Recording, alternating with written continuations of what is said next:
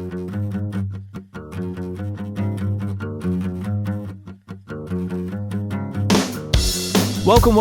into another edition of New Track Record Podcast. Caleb Hatch, Justin Kinney with you from the WELT studios.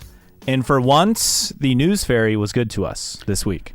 Very much so. Got the breaking news, the big news out early in the week, so we had plenty of time to not only digest it, but now can actually discuss it in a timely manner on this week's episode.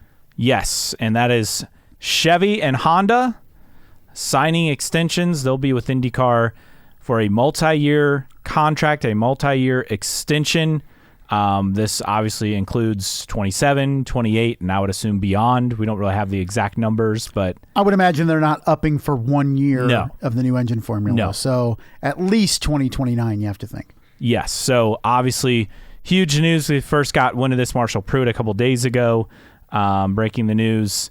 This was coming down, and I think the biggest off-season story for IndyCar and the highlight of our wish list episode that we did at the start of this year, Chevy and Honda confirming those contract extensions.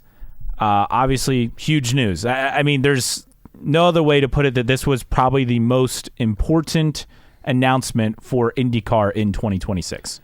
And it's good to get it out of the way before the season starts. So there's not this looming overarching cloud over the series going, what's going on with the engine manufacturers? Because that was a major talking point last year, I felt. And you and I kept going back to it as well in terms of, as you mentioned, with our wish list, but also the long-term prospects of this series. It was tough to get excited about other things when you had this huge albatross of, is Chevy and Honda or just one sticking around? And I think at various points last year, we felt, and the news coming out wasn't good for Honda to come back. So for IndyCar to do everything it needed to do to look lucrative to Honda in particular, and both in general, was very huge. And this news could not come at a better time in terms of getting it out of the way prior to St. Pete and everything, and really now full speed ahead to really finalizing the engine spec for 2028 and getting the car done, getting engines in it, and start really running laps with this new car to get ready for the 2028 season. Which you talk about getting engine regulations done. Obviously, confirming those extensions expedites that process.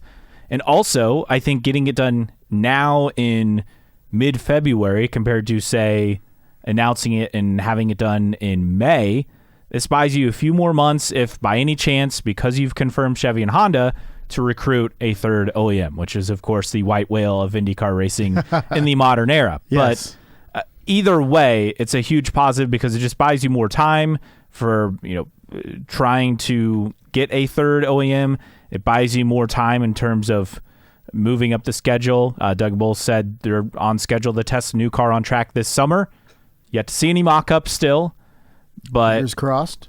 I mean, all in all, this is really good news to have it announced before the 500, even announced before St. Pete, that this is confirmed. And I guess the new part of this, and we talked about this before as a possibility, and it's the manufacturer charters. So that is official as part of this, where starting in 2028, Chevy and Honda will receive a charter entry. Now, they can run it independently or they can partner with a team. And we already know that Honda is going to partner with Meyer-Shank because they only have 2 chartered entries, and this has to go to a team that has 2 or less chartered entries, which all the teams have 2 at a minimum. No one has 1 at the moment.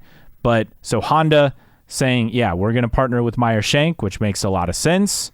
This would be kind of like what we see in sports cars, where it's a factory-supported entry. And I would say if you're Shank, I mean, you already have the partnership with Ganassi. You extend your sports car partnership they have with Acura, now an IndyCar partnership with Honda on the factory side. I mean, this feels like a huge advantage to me. It does, and it allows these manufacturers to put maybe drivers in these cars that otherwise don't have a path in IndyCar. I think you look at the opportunities potentially for the Indianapolis 500 with those cars. And we know maybe not as much as years past, but Honda really likes to support particular drivers in its program. Kaku Ota, maybe? Yeah, I mean, exactly. So Takuma Sato's been that guy, right, for a long time for Honda. He's not going to be around forever, despite how he looks and obviously his acumen on track too. So this is going to be a very unique opportunity, both for drivers, maybe different kind of drivers to be in that seat, but also gives Honda and Chevy tangible value in the series. And Marshall Pruitt wrote a very good story kind of laying this out, because when it was being thrown around and rumored, it was very difficult to understand just what exactly it meant. And this really gives both OEMs financially a stake in the game, in terms of if for whatever reason they want to get out, they can sell those charters back to the series, and then whatever the series thinks it's worth, which who's going to come up with that number? Because the series doesn't go, here's $100 million. But, if there's somebody else interested in joining, they can sell. So it gives them something kind of like the teams to say, here, this is our value. This is what it's worth for us to be in this series, outside of how many cars are we selling. And both OEMs were receptive to that. Now, I'll ask you, because you mentioned what you felt was the difference that really pushed this over the finish line. Was it the charters? Some people have said, was it the DC event or whatever? Is there one thing in particular you'd point to and say this was crucial to get the OEMs to re-sign? I would say the success of year one with Fox, not just having a new TV partner in all the races on network TV. That's a really good starting point, but also Fox buying in as a 1/3 investor in the series and the Indianapolis Motor Speedway. That's a positive sign, where you feel like you have a media partner who has actual equity in the sport. Then you look at the Indy 500 TV ratings, and it was the best since 2008 in terms of viewership, if I'm not mistaken. So, I mean, between Fox coming in, Fox doing a great job with promotion, Fox getting a massive number for the Indy 500, and just growth all around, I think, to me, that's the key part that kind of pushed this over the edge. I know there are other factors, like the charters as an enticement, with the Washington, D.C. race added. But look, D.C. was added just a few weeks ago. I don't think that was the deciding factor. I think that's just a feather in the cap by that point, because I think they were already pretty far along in this process, whereas DC came together basically not long before they announced it. They had done a lot of meetings, but that was a quick, this is happening all of a sudden. So I think what Fox has brought to the table as not just a TV partner, but now an equity partner as well, I think is what helped push this over the edge. Yeah, it's tough for me to look at one particular thing and say this was the reason why. I really felt at times over the course of the last 2 years, Honda was just looking for a reason not to come back. There's been talk about NASCAR, their recommitment to Formula One, and you felt like Honda was saying, well, just give us a reason not to stick around. And credit to IndyCar is they were able to do a lot of things to make it tough for Honda to turn its back, whether it's increased viewership in year one over Fox. I think the investment by Fox into purchasing a portion of the series was also a positive. I think the addition of events, I think Arlington helps, right? DC, as you mentioned, at the very least, Honda knew that this was a possibility. Mm-hmm. And felt like that's going to be huge for us. So I think there was just a series of things that altogether added up for both OEMs to say, yeah, we're coming back. And I think there was a shift where we thought, they're for sure gone. And then we didn't really hear anything last year. Like just kind of, we continue to evaluate all our motorsports properties we're involved in, and that was it. But it never, anytime there was a NASCAR rumor or something else, there really wasn't much substance to it. Like it was more of just kind of a one-line thing, but it never felt like the death knell was coming. Yeah. And let's also not forget the Independent Officiating Board, or the IOB, something that Honda really demanded, and IndyCar getting that done. Obviously a huge factor as well. I still think the success of last season with Fox coming on board is the main thing. I think the IOB, though, is a strong secondary thing in this process. And look, I've called out Honda for seemingly moving the goalpost time and time again, right, to get what it wanted. But credit to Honda and Chevy, though, for committing and staying into this thing, because I think the momentum is big for this series in a variety of different ways. They want to be a part of it, and credit to IndyCar to making it worth their while effectively. And so how this series looked even 2 years ago compared to now is almost night and day in certain regards, in terms of momentum over the air, in terms of we're seeing bigger events right on the schedule. So all things indicate in terms of where this series is going is positive. Now, a sure sign of positivity would be a third OEM being added, but you have to have two before you can go to three. And it's great to have the two stalwarts back for at least the next multiple seasons, whether that's three, whether it's four, before the contract comes up again. You did talk about Honda, getting what they wanted to come back, and you look at everything. I guess I can't really be upset for them getting what they wanted out of this, because it benefits them, it benefits Chevy, it benefits IndyCar. Like, between the charters for manufacturers, which I think it's a revolutionary idea. Like, this may not work, but I like it on paper because they're doing something different, right? And so essentially you have, the IndyCar board, if you will. 2/3 of it is, well, I guess they're charter members, but they don't own a percentage stake, right?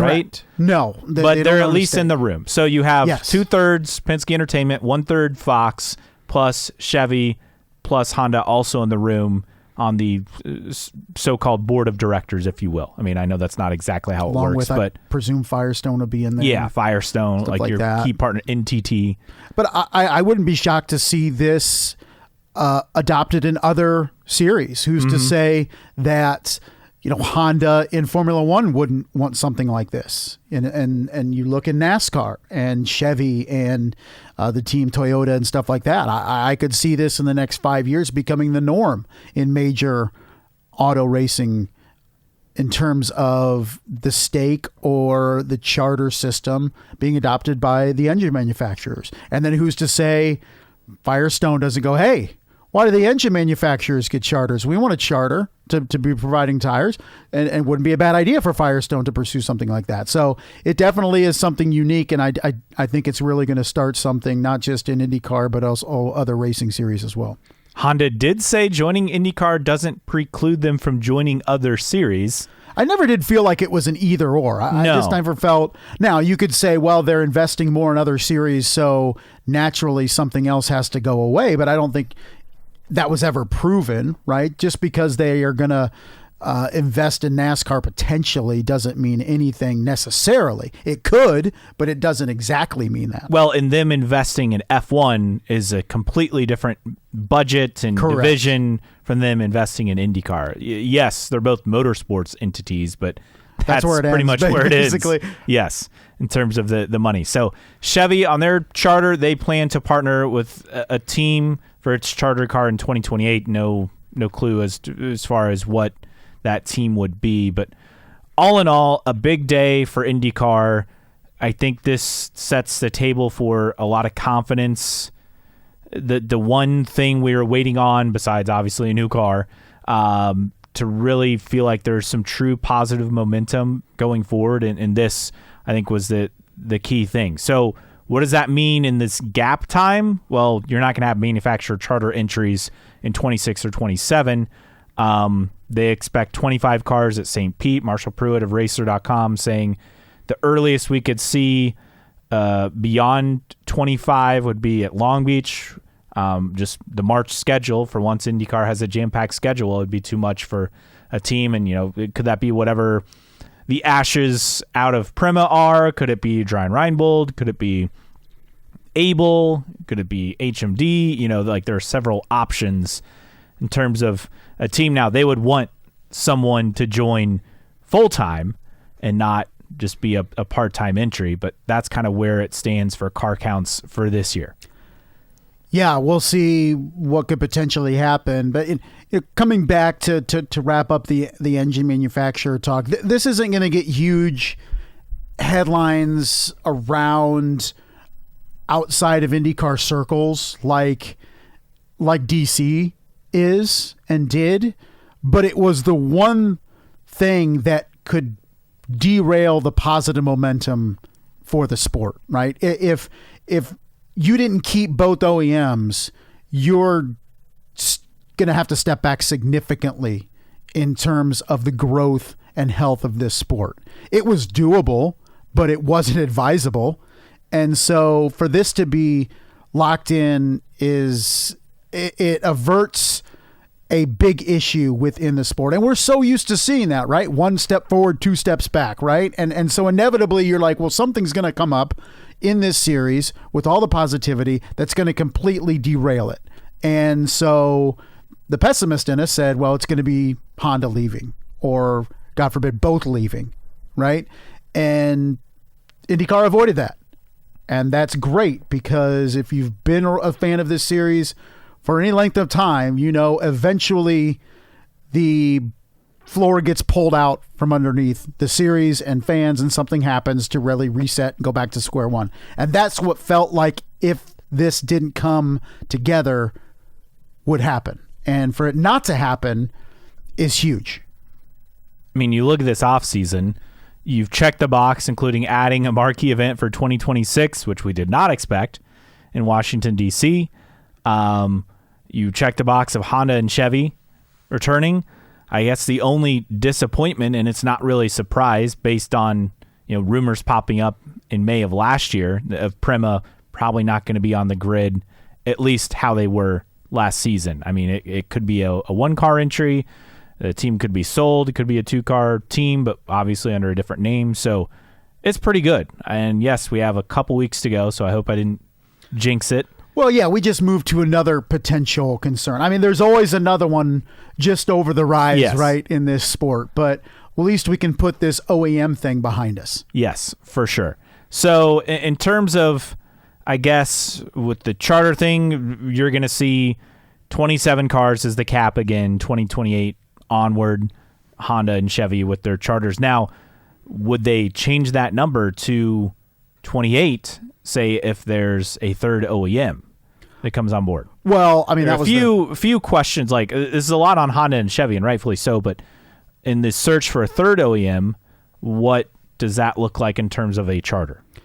And that was one of the questions posed to Doug Bowles in the story on Racer.com with Marshall Pruitt. Is this just a Honda and Chevy thing with these charters, or would IndyCar offer them to new engine partners? And it was kind of a non-committal thing.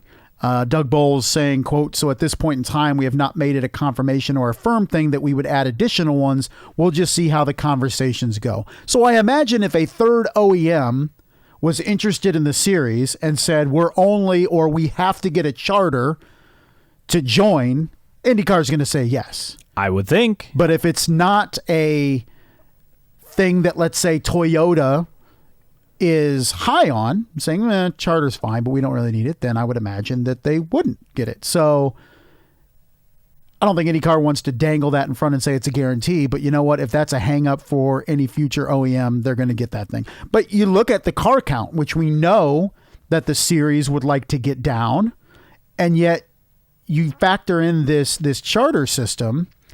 Let's say Prema tomorrow announces that they're back. Now, we don't expect that, but that goes to 27. And then come 2028, you have 2 additional cars, which would make it 29. Now, I know a lot can happen in 2 years, but at the same time, the series would like to shrink the field, and yet with these 2 charters, you are expanding the field by two cars effectively. So, look, it's auto racing. A lot can happen. We can have a team fold out of nowhere. Who knows? But at the same time, these 2 charters going to Honda and Chevy, respectively, is effectively adding 2 cars to the grid starting in 2028. Or just effectively replacing the 2 entries that Prima had. And that's the thing, right? Is how is this going to work? To me, I see the charter idea of IndyCar kind of being like, oh, yeah, we probably should have given Prima charters. Or on the flip side, we're glad we didn't give them charters because of what's happening. So we'll save those 2 spots and make it worth the OEM's while to return. Potentially, but you look at let's say Meyer Shank, and they're like, are they going to look at it and say, okay, 2028, we're cutting one of our full-time funded seats because we're going to have this Honda deal, right? So you replace it, or is it a true addition? You know what I mean? I wouldn't want to sell a charter, though, because it'd be potentially a lot more expensive to get it back. Which is a good point, because this is a non-charter. So it's kind of confusing. It's an engine charter, but it doesn't count as a team charter. So but teams can still only have up to 3. Correct. So that's why they would run 3 cars, but that third with 2 team charters and 1 OEM charter. So, but if so that means, right, that it's 2 brand new entries, because somebody would run that charter conceivably, whether it was Shank or whether they sold it. So it comes back to you are adding 2 cars to the grid effectively. But again, plenty of things can happen in 2 years. Now, what would you expect for Chevy? They didn't really give any clues as far as their third. We already have 3 cars at Arrow McLaren, 3 cars at Penske. It feels pretty wide open for anyone, really. I mean, would it be a third at Foyt of all teams? Like, yeah. What's the option here? Or is it so far out that it's... I think it's so far out that you're not going to see it. I mean, in 2 years, I wouldn't put anything out of the realm of possibility. Could Team Penske decide that they're just going to run 2 cars and have a Chevy third car? I mean, I could see that. That would not surprise me at all. Or McLaren doing the same thing. Exactly. So I think Chevy is going to be non-committal until it absolutely has to. It would prefer to be it with Penske or McLaren, but if it has to, it'll run with somebody else. We'll see. All right. So that's a look at what's happening with charters and engine rules. Obviously, a very important day for IndyCar in the future, locking down to your biggest partners for the foreseeable future. If you agree or disagree with us, we'd love for you to interact with us. You can always find us on social media. Our handle on Twitter /X is IndyCar Podcast, also on Instagram. And don't forget to sign up. I forgot to mention this. If you haven't joined our fantasy racing league on What's your Grid problem? Rival, sign up. We're still accepting entries. We'll do the same thing we did last year. Now, if you were in last year, you've been automatically re-upped. I believe so. Just check your Grid Rival app, but you should all be there if you were in our league last year. So don't go in if you were in it last year looking to sign up and sign up another team. Yes. You already have a team in yes. it. So I've posted the link multiple times on our Twitter. I post it on our Facebook page. So that would probably be the easiest way to find it, just because I don't post on there very often. As always, sign up for our fantasy league. And again, the link, and there's also a code with those links as well, if that's easier for you. But it's free to join, free to play. And we'll do our usual prizes. We'll do a new pack of IndyCar trading cards and a retro pack from the early 90s. You'll get your interview to brag on the show sometime during the off season as well. So looking forward to another year of IndyCar fantasy racing with the New Track Record Podcast League. As always, you can also find us on Facebook, as I mentioned. Just search for New Track Record. You can email us, newtrackrecordpodcast@gmail.com. Support us via Patreon, patreon.com/newtrackrecord. And as always, download and listen via your favorite podcasting platform, whether that is Apple Podcasts, Spotify, or wherever you find your podcasts. Mailbag time, and obviously we have a lot to get into this week just because there was, quite a bit of news. So let's work our way backwards. And you had posted this idea, and we've been talked about this for quite some time, but saying IndyCar should be racing right now on Super Bowl Sunday to start its season early afternoon. Now, and people will address some of this, but the thing I was blown away by is that NBC, who had the Super Bowl this year, opted not to show any live Olympics coverage Sunday afternoon. I understand that you can watch everything on Peacock, but I was blown away. Like, this would have been live coverage of Olympic events on Super Bowl Sunday, and then you just shift to your Super Bowl pregame like at 4 or 5 o'clock. Did they in the show, afternoon, was Eastern it all Super time. Bowl pregame? I'm pretty sure. I mean, does that get that many people watching? I wouldn't think. I was shocked because you have the Olympics as a property and you shove it after the Super Bowl, which by the time your coverage wraps up, it's almost 11 Eastern and people aren't watching unless they're on the West Coast. I guess it was all in on the Super Bowl. I guess when something gets 120 million people watching the game, you commit to it, especially when you get it only, every 4 years now? Because Fox gets it, NBC CBS, gets it. NBC, and then ABC, ESPN, who has it next year. Yeah, so it's every 4 years, so you go all out. So I guess I get it, but there was a lot of takes on this, and some people said, "Oh, it would work great for when Fox has the Super Bowl." Blah blah. I don't see why you couldn't just do it every year. Like, the only thing, you have Super Bowl pregame, you have an NBA game that's on nationally, usually on ABC, and then maybe like college basketball. But like, that's it. I mean, you're telling me, I'm just throwing this out here, okay?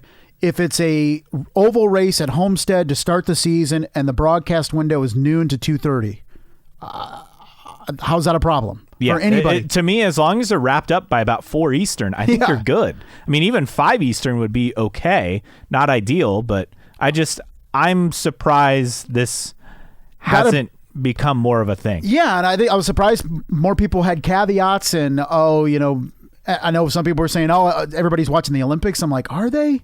Especially when it wasn't even on Sunday. Yeah. I mean, you had to go to Peacock, which you and I are gobbling up everything with the Winter Olympics. I mean, I have it on when my son takes his nap every day. Like, even if it's just in the background. I have USA Latvia hockey on right now as we are recording. 2-1 US, by the way, in the second period.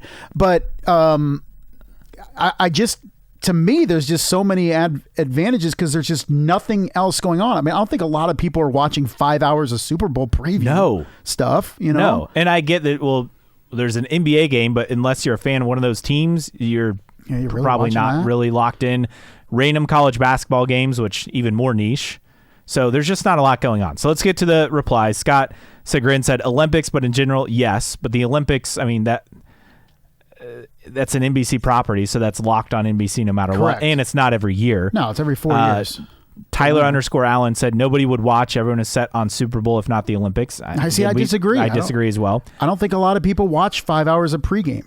I'm not saying go right up to kickoff. No. Right? We're talking noon start, and you're out of there by 2:30. Yeah, 2:30, 3 o'clock. The latest I think you could go would be 4 o'clock. PF56T2 said, 100 emoji, just need warm weather location with relevance to the series and fan base. In a market, Fox has a presence and just started a sports streaming platform. Where could we possibly go? And typed in Mexico City. Lynn _IndyCar said, I would do it if Fox is broadcasting it. Start with Super Bowl early pregame, racing at the Miami F1 track, back to pregame and then the game. I like that idea. Jeff Cerneski said, let's run a halftime race. I don't think that would work, unfortunately. Ed Joris said ABC has a Super Bowl in 2027 and a race would be decent. Early programming for Fox, get it done. And then added Miami F1 courses available and the Super Bowl is a week later next year. That's true. It's Valentine's Day next year, which that's going to be interesting for a lot of people. And Dick _McComb said, we used to do that. Did they? I don't know. I know. Maybe. If you know, let us know. Scuderia Aiden said, I don't think it would go very well. And Rick Goose 2 said, imagine next season Fox has the Super Bowl, IndyCar was leading. Well, unfortunately, they don't have the Super Bowl next season, but I do understand your point. It would be huge in years that Fox has the Super Bowl for sure, but I don't think it's necessary. For so long, everybody said, well, find a place that IndyCar can be that would bring in viewers where nothing else is going on. And for so long, people said the week of Major League Baseball All-Star Game, which I felt like, okay, I don't know how many people are really watching Major League Baseball during the week that are like, oh, Major League Baseball. Well, it's also in the middle of summer. Right. And I'm like on a Wednesday, Thursday, or Wednesday or Tuesday, because now Major League Baseball has a full Monday through Thursday off. They don't start it back up until Friday of All-Star break week. I don't know if you put it on a Wednesday, Thursday night, you're really getting people to tune in. What I do think is people are so used to watching sports on Sunday afternoons because of football every week that Super Bowl Sunday, people are either planning parties or not doing much in the afternoon to prepare for the Super Bowl, right? So I just feel like in terms of ratings, whether Fox has a Super Bowl or not, there's not much going on Super Bowl Sunday. There are not very many college basketball games. Hockey's hockey. I mean, this year they were off anyway. You mentioned the NBA. There's no other football on, obviously. Why not give it a shot, especially when you're looking to start the season earlier? If you can find a place to have it, and I think the simplest one would be Homestead early in the season on an oval, and you know it's going to be decent weather. To me, it just makes too much sense. Maybe we're wrong, but I would like to see them pursue that for sure. And Chad _15 agrees, said 300 miles on the high banks of Homestead, Miami, which, yeah, that would be the place. A couple of tweets from Snarky Moose, S2000 _Moose, regarding the DC race. The DC race is not risk-free. The risk is expecting the enabler, I believe he's referring to President Trump, to behave like a normal human in the weeks leading up to the race. Examples follow. Is the president going to expect an IndyCar Peace Prize or similar? See the World Cup draw. Do you expect anti-Trump demonstrations this summer? How will the president react? Will we attack another country this summer? Anything the president does, good or bad, will reflect on IndyCar. That's the risk. You're worried about traffic and construction snafus. Forget about it. I don't associate everything that the president does now being a direct or indirect damnation of IndyCar because of this event. I understand why people want to associate those things. I don't. And I'll be honest. We want to enjoy the IndyCar aspect of it. Yes, I'm not a fan of President Trump. I'll say it. But I'm also looking through the lens of the positives this is for IndyCar. And I think some people are allowing their opinion of Trump to just overshadow what this means for IndyCar. I guess that's the easiest thing I can say. Yeah, there are a lot of people online who are raging mad about that race. Here's my thing. If all of a sudden people show up to protest President Trump outside of the IndyCar race, I don't think that hurts IndyCar one iota. No. In my opinion. It doesn't. The people who would show up to protest, okay, they're not racing fans anyway. Yeah. And maybe some of them get converted in the process. Who knows? Yeah, while they're holding a sign, maybe they see the cars go around and actually pretty this is pretty cool. Yeah, so I just, I know, again, we've said so many things involve politics in this country and stuff, and I just choose not to go down that road. Not everything is a negative or a positive based on if President Trump is involved in it or not. I just can't go down that road. Other people can, and that's fine. I just can't, and I won't. I think this is a positive for IndyCar, regardless of the behavior of President Trump, to be honest. And if something goes wrong, if President Trump makes it a bad event, then it's going to be a reflection on him, not IndyCar, in my opinion.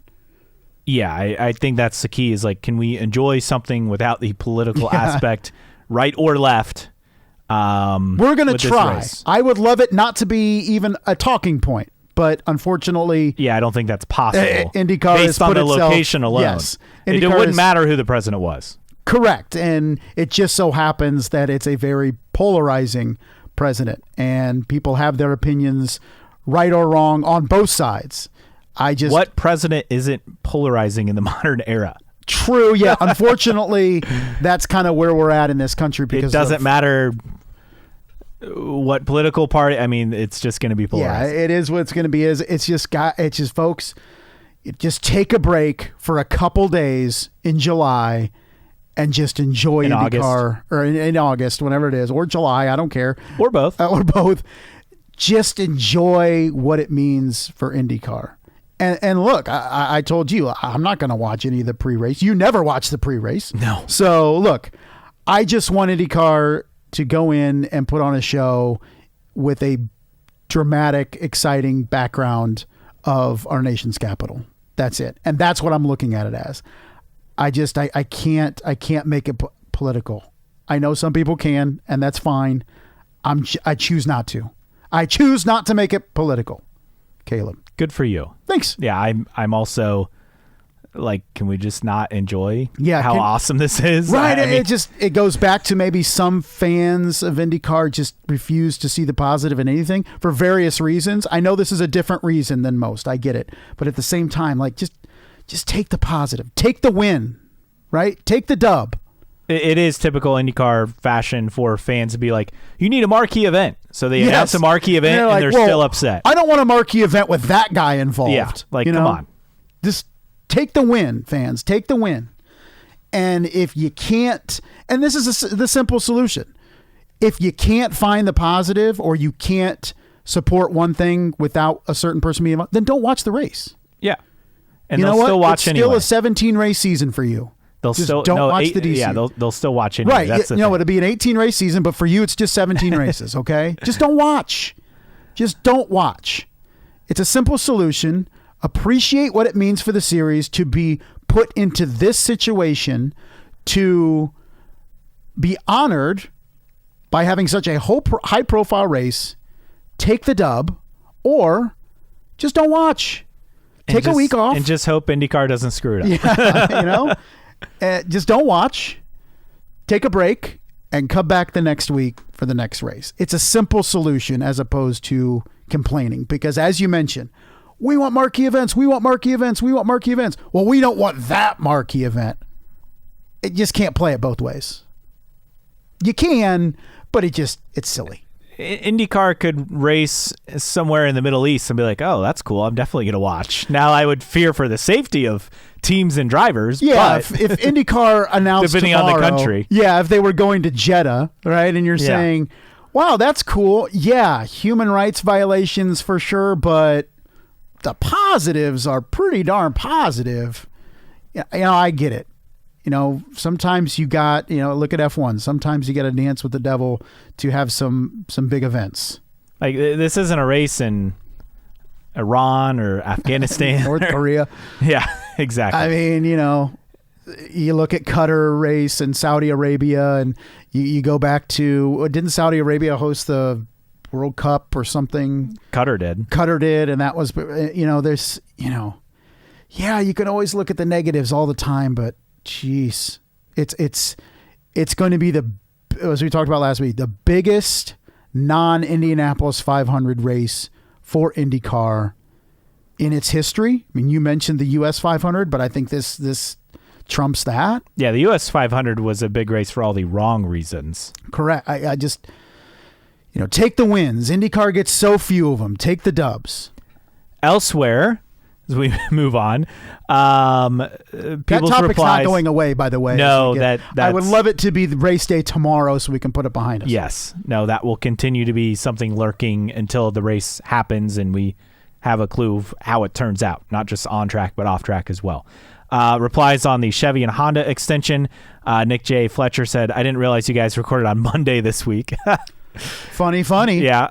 And Poet Shevchenko said the DC race was the clincher in terms of that. I don't know. I don't think so. Like I you guess mentioned, I'm not buying that as much as maybe other people are. I think it helped because Honda and Chevy definitely knew that discussions were going on, but that wasn't the clincher. It was not. And then a rant from Patrick_Stankus. The charter system is horrible for all motorsports.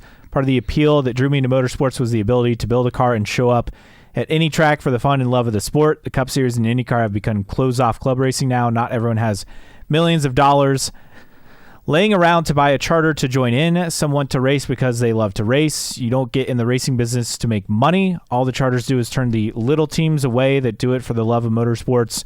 I'd rather see those teams than greedy investment companies that will blow up the charter bubble and walk away palms up when the charter bubble bursts and no one wants to get in because they can't afford to.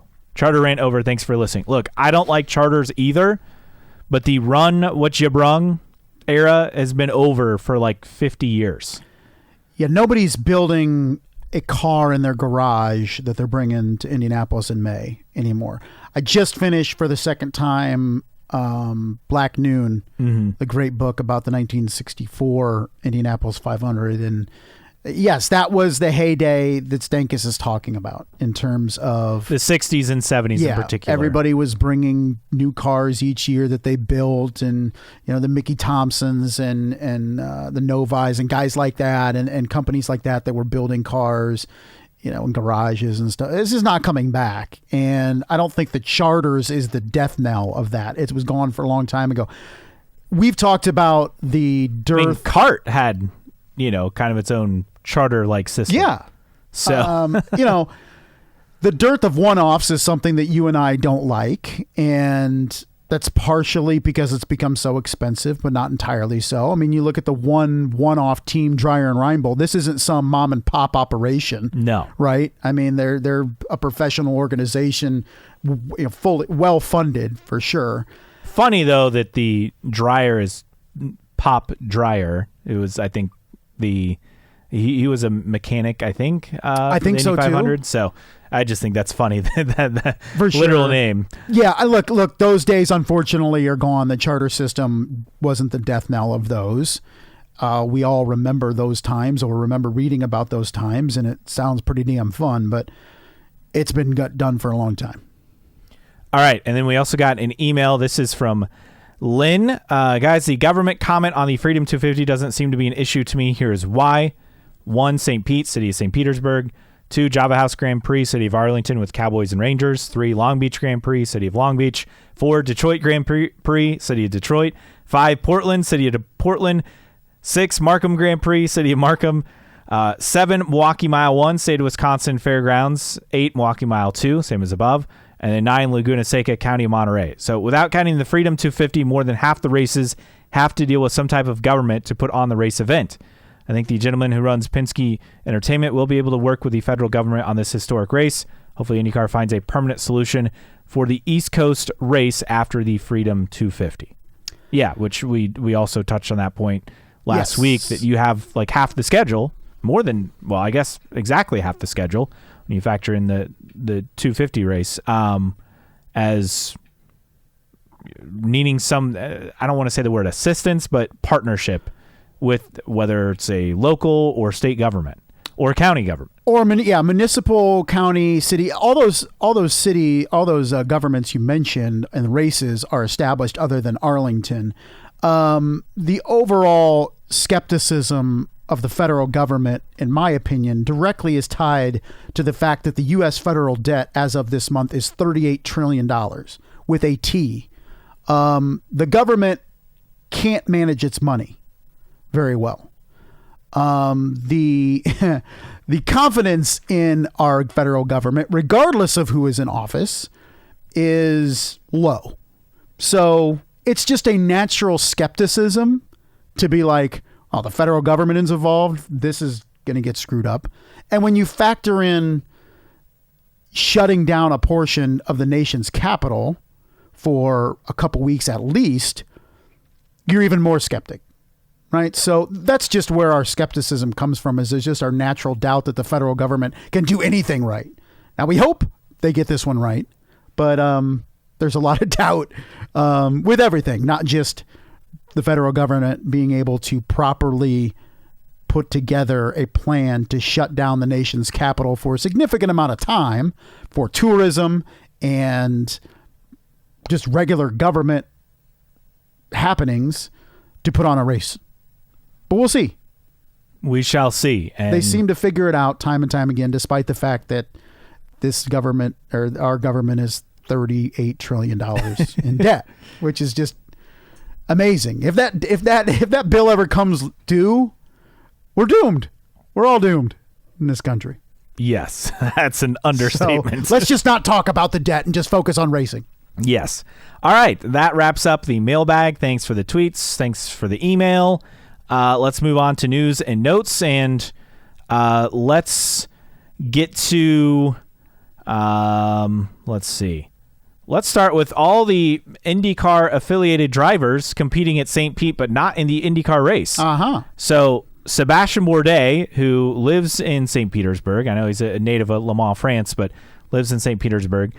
He will take part in the MX-5 Cup Series, the Mazda MX-5 Cup Series race. So that's cool, and a one-off entry. And then you have Dario Franchitti, James Hinchcliffe, and Jackson Lee, who's the son of Kevin Lee, who is part of IndyCar on Fox. Yeah, all participating in the truck race. So is that his first ever truck race, Jackson Lee? I think so. Hey, how about that? But I thought that's pretty cool that you just have so many different teams. So Jackson Lee will make his Truck Series debut, yes, at St. Pete. He'll drive the number 22 Browning Chapman Ford. Then obviously we mentioned Dario Franchitti will take part, and then James Hinchcliffe, which that actually got announced today, that he will take part as well in that event. So really, really cool. Hinch will drive for Spire Motorsport, which makes a lot of sense because their parent company is TWG, right? Which obviously owns Andretti Global, the Dodgers, Lakers, so on and so forth, lots of sports entities. Elsewhere, we didn't touch about this, but Christopher DeHard pointed this out on the release for Chevy Honda. The new NTT IndyCar Series car, which is expected to begin competition in 2028. The word expected. Are we overthinking it, or are they just covering their bases? I think they're covering their bases, but these are the things that only IndyCar fans notice because, well, been burned too many times. So many times. Elsewhere, Grand Marshals announced for the Java House Grand Prix of Arlington, Ivan Pudge Rodriguez and DeMarcus Ware. Pudge, obviously a Texas Rangers great, also played for several other teams throughout his career, and then DeMarcus Ware, Dallas Cowboys great, will be the Grand Marshals. So that's pretty cool. Some pretty big names. Yeah, and I've seen a couple posts of track build. Yes, they've got the bridge that they're working on, so things are moving along for Arlington, which was the marquee event up until about a couple of weeks ago on the 2026 IndyCar schedule. Now, and I just forget this, is a lot of the infrastructure just going to be permanent at Arlington, at that track? I don't think so. I think it's very much like a typical street race. I mean, okay, like you look at the Miami course, and some of that, most of that is permanent. I was just wondering. But no, it looks cool. It's coming together, and saw in the mailbag this week, grandstand seats sold out. Not surprised. For Arlington already. So it's going to be very popular this year. Hopefully, its popularity continues to grow with each passing year. So you mentioned the Racer mailbag. Let's get to the Racer mailbag update for this week. Elsewhere, someone else pushing for a race on Super Bowl Sunday. Quit stealing our ideas. Charters for the OEMs was the final holdup. And that's really about it. So there's your mailbag update. Pretty simple for this week. Let's get to our Prema update. Our weekly Prema update. Yes. Where do things stand? Well, they weren't at Sebring for testing earlier this week, which we saw Hunter McElroy race or test with Ed Carpenter Racing for one of the sessions, and Romain Grosjean, but in Dennis Hauger's car, compete with Dale Coyne Racing. Not that that's a surprise, but no Prema at Sebring. We won't see Prema at Phoenix next week as well for the Unser Open test. That, according to Prema Racing CEO Piers Phillips, telling the Indianapolis Star. So, all in all, it's not looking good. They've also yet to submit an entry for the opener at St. Pete per Zion Brown, the new motorsports reporter for the Indy Star. It's not happening. Yeah. The earliest, as you mentioned earlier, we could see Prema or Prema replacement team is Long Beach at this point. I don't expect that to happen either. And the deeper in the season we get, the less likely it is whichever team buys Prema or invests in Prema appears on the grid. It's just somebody has to put together at least a detailed expose on the whirlwind 12 months that was Prema in IndyCar. Like it just is amazing. It'd be a great story. I don't think we've ever got the answer on did their money issues come to light internally prior to the massive investment in IndyCar, or was it something where they did this investment and then realized they didn't have any money to back it up or further go forward? I think it'd be a fascinating story to watch or read. Hopefully it comes out at some point, and hopefully somebody comes up and picks up the pieces that was Prema, because I think there's potential there. For sure. Update on Jacob Abel, who is going to be racing in sports cars this year, but in terms of where things stand for IndyCar, there's still a chance. He said, "It's my first true love. The opportunity presents itself to go back there. I would love to, but it has to be the right opportunity." Now, in terms of what could happen, well, there is a scenario. According to motorsport.com, Abel could return for a one-off appearance to attempt this year's Indianapolis 500 with Abel Motorsports, which they've obviously done before. The team has not contested a race in IndyCar since the 2023 Indy 500 with RC Enerson, so things would obviously have to come into place. Really depends on the Prema situation, but there is a chance that they could snap up one of those engine leases if Prema does not answer the bell. Stay tuned. Yeah, I think there's a strong chance they could snap up one of those engine leases, in my opinion. Elsewhere, let's get to other teams. Dale Coyne Racing has made a hire. Bill Pappas. Oh, not the engineer. Yeah, no, not the hire you're expecting, but he's back with Dale Coyne Racing. Obviously worked for IndyCar for some time as well. A good hire. For Pappas sure. is very good. Two icons being inducted into the IMS Hall of Fame. Me and you? No. Oh. Scott Dixon, Sir Scott Dixon, and Gianpaolo Dallara, obviously behind Dallara. Mm-hmm. The induction ceremony and dinner, May 21st at the museum, imsmuseum.org for tickets. So obviously both very well deserving of that honor. Did you see what McLaren is doing for the Arlington race? I think this is really cool. I don't think I did. So they're going to do FanFest Arlington at Texas Live on March 11th. So that would be, I think, the Thursday before that weekend. So that's really cool. Texas Live is like basically Wednesday. On there. Oh, it's the Wednesday? Yeah. Oh, okay. Right? Yeah, the Wednesday. The Wednesday? Okay. But really cool. Basically a fan event that you can be a part of if you're down there. And it's always nice to see creative ideas for activation to kick off a race weekend. I think this is really cool. It's a free fan event. March 11th for the 8 p.m. local time in the Texas Live Entertainment District. So I believe that's right around the stadium complex too. So yes. Again, really, really cool. They'll have some Q&As, live livery unveiling of one of the cars. They'll have appearances with the drivers and autograph times as well, along with racing simulators, merchandise offerings, and other products. So really, really cool that they're doing something like this. McLaren continues to innovate unlike any other team in IndyCar, in my opinion. Yeah, you'd like to see that maybe be a paddock-wide event, especially for a first-time race event in Arlington. Is middle of the week before, everybody have some activities at Texas Live. And continuing on, IndyCar announcing they're going to have a one-of-a-kind drop with home field apparel.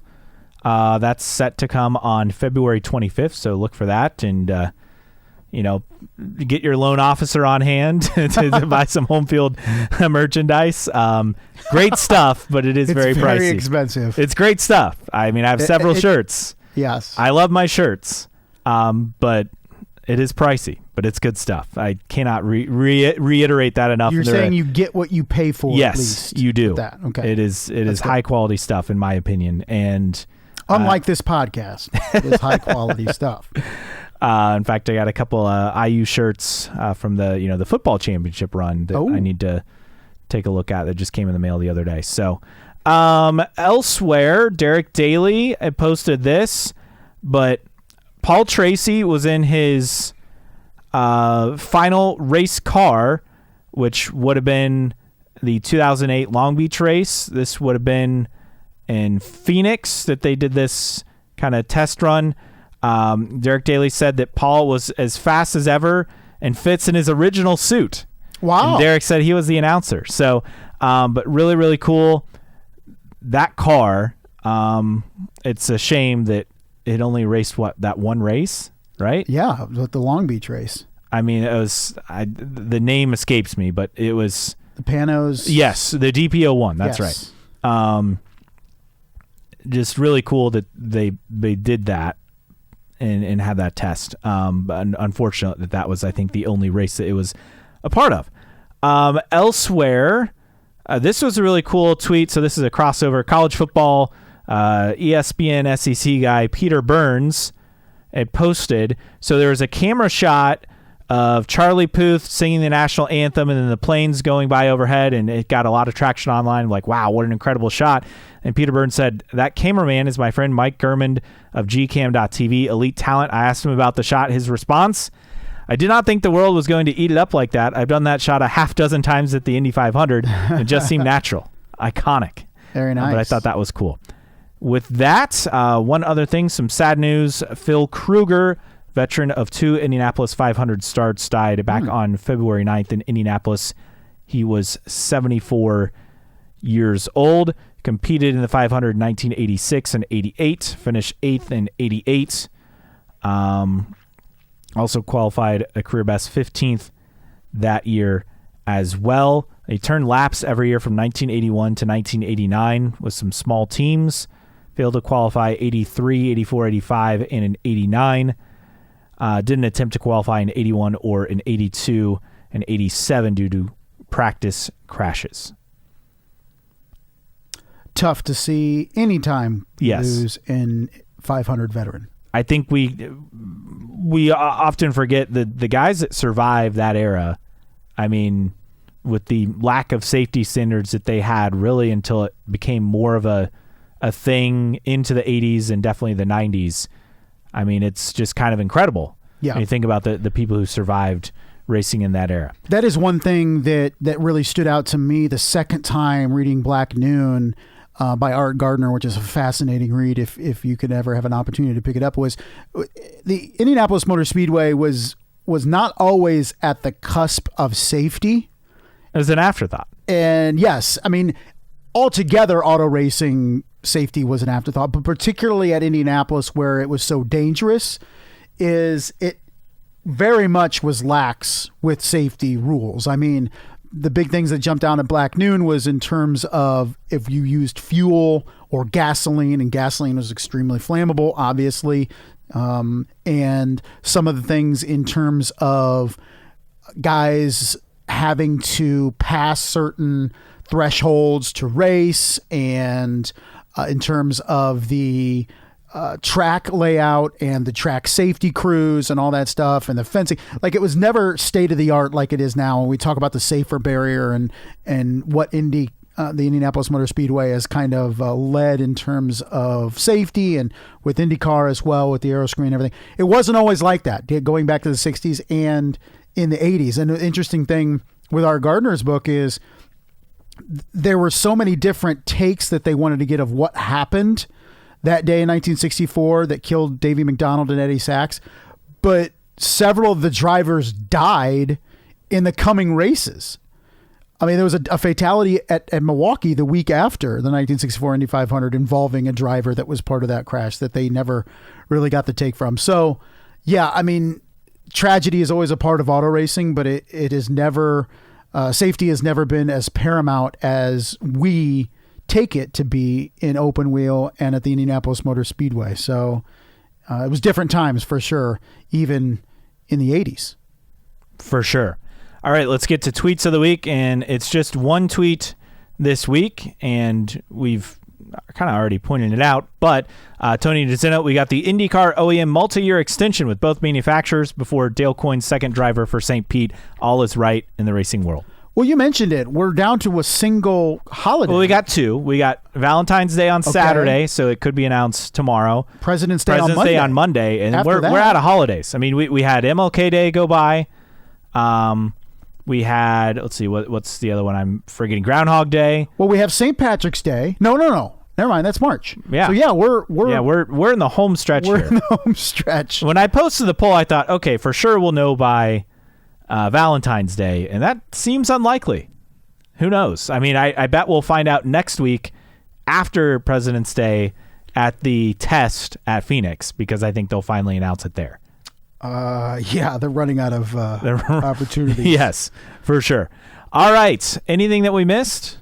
I don't think so. I think things were dominated for good reason out of the news with Chevy and Honda, and it's huge, huge, huge news for those that follow the sport very closely. And now we can move forward into the coming era with new cars, new engines, with a lot of positivity. All right, with that, time for our random split air driver of the week. You know, not every driver that emerges from Brazil is going to be a banger, especially with the guys that we saw, with the Tony Kanans and Elio Castroneves. Raul Boesel, like Emerson Fittipaldi. Absolutely. And they're not... Christian Fittipaldi. Exactly. But all those guys, maybe somebody that couldn't match up to him was Mr. Luis Garcia Jr. Oh, I've actually heard this name. Yeah, so he was born in Brasilia, Brazil, and he did British F3 in 1994-95, went to F3000 in 96. Then he did a pair of years in Indy Lights, 1997, 1998. 98, he won the race at Cleveland with Johansson Motorsports on the way to a 12th place finish that season in Indy Lights. And you know, in Indy Lights, when you finish as 12th in the late 90s, that means, by gosh, you get a ride in kart. And it came in 1999, 2000, and 2001 for Luis Garcia Jr. He was a full-time driver in 2000 with Arciero Racing. The year before, split the season with Peyton Coyne Racing and Hogan Racing, and he started the first two races of the 2001 campaign with Coyne. He made his debut in the 1999 season opener at Homestead. After 7 races with Coyne, he moved to Hogan Racing, made 3 more starts. He ran, like I said, the full season in 2000 in a Reynard Mercedes sponsored by Brazilian companies Hollywood and Embratel. He finished 27th in the championship that year with a best finish of 11th at the Michigan 500. He returned for the first 2 races of the 2001 season with Coyne before poor finishes and a lack of funding ended his kart career. He has not driven in a major professional auto race since his last kart appearance, which I found interesting. He was done after Long Beach in 2001 and then never raced in major automobile racing again. His best finish in kart was MIS. 11th place finish at that MIS, as we mentioned, and was 26th and 27th his first 2 races in 2001. The first being at Monterey, right? Yes. Monterey, Mexico. Yeah, Monterey. You would not believe how many Brazilians were in that 2000 Michigan 500. You want me to run down the full list? I do want you to run Christian Fittipaldi finished 3rd. Okay. Gilles de Ferran finished 5th. Elio finished 13th. Cristiano Damana finished 14th. Roberto Moreno finished 16th. Tony Kanaan was 18th. Mauricio Gugelmin finished 20th. Luis Garcia Jr. Oh, wait, wouldn't you have been, you know what? That's qualifying. My bad. Hang on. That's qualifying. But 9 drivers attempted to qualify for that race from Brazil. Yes. 9 Brazilian drivers. 7 started the race? And I forgot Tarso Marquez, who started 24. He had 25 entries, so over a third of the field was Brazilian. And now we lack a Brazilian full-time driver, do we not? No, we have one. Kyle Collette, the rookie. Oh, yes. Good. We need one. We talk so much about not having a Canadian full-timer, and for good reason. But man, where are all the Brazilians? And we kind of miss that impact. And I know it's been an issue, and Brazilian drivers have talked about it and trying to restart that pipeline, but it's an expensive sport, and it kind of dried up a lot of opportunities that otherwise came about with Brazil getting into open wheel racing in America. But Luis Garcia Jr., a native of Brasilia, Brazil, still with us, 54 years old, a guy that spent portions of 3 different seasons in kart. This week's Random Split Era Driver of the Week. He was the second highest finishing Brazilian in that race. Elio Castroneves was 5th. He was 11th, so he finished ahead of a lot of his countrymen. Juan Pablo Montoya won the race. Michael Andretti 2nd. Dario Franchitti 3rd. Patrick Carpentier 4th. And I mentioned Elio rounding out the top 5. The kart names of like late 90s, early 2000s, it's just a stacked field. It is absolutely a who's who. And I mean, just the names on here alone for this race. You have TK, Kenny Brack, Jimmy Vasser, Mark Blundell, Gilles DeFerrin, Cristiano Damana, Alex Tagliani, Michel Jourdain Jr., Christian Fittipaldi. I mentioned Mauricio Gugelmin, Tarso Marquez, Mimo Gidley, Max Pappas, Oriol Servia, Paul Tracy, Adrian Fernandez, let alone the whole top 5 I already ran out. I mean, it's just wild, the names from that era. And then it all came crashing down about 2 years later. And despite Luis Garcia Jr.'s final race being with Coyne in 2001, we can confirm that Luis Garcia Jr. will not be in the seat for Dale Coyne Racing when it is announced. Yes. At some point. I feel pretty confident. We are pretty confident that he's not going to be in that seat. But crazier things have happened with Dale Coyne Racing. For sure. All right, for Justin Kinney, I am Caleb Hatch. That wraps up another edition of New Track Record Podcast.